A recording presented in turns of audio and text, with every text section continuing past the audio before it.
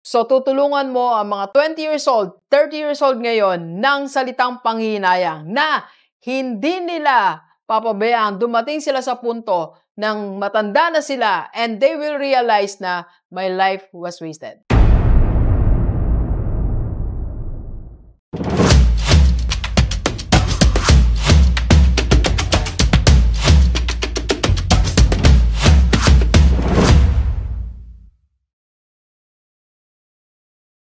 May pwede pa bang i-contribute, Doc G, ang isang 60 years old or senior na?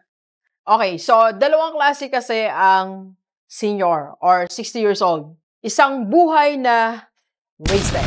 Okay? Ano ibig sabihin ng wasted, Doc? Ito yung umabot ka ng 60 years old na hindi mo nagawa ang purpose mo sa buhay.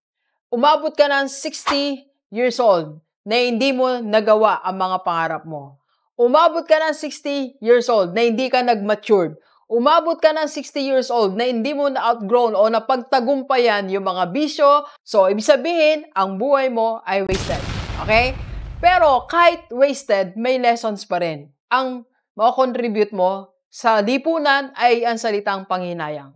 So, tutulungan mo ang mga 20 years old, 30 years old ngayon ng salitang panghihinayang na hindi nila papabayaan dumating sila sa punto ng matanda na sila and they will realize na my life was wasted.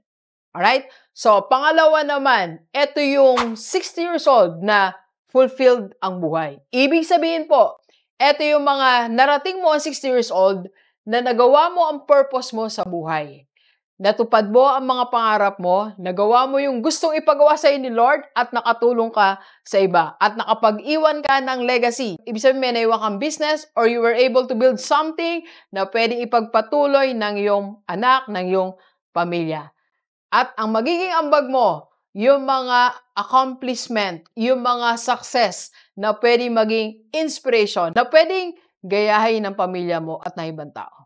Thank you for watching. We are inviting you to attend our free webinar sa IMG Rockstar Community para makapag-invest ka na sa mutual fund at magkaroon ka na ng Kaiser. PM na sa personal FB ni Doc. Let's go, let's go!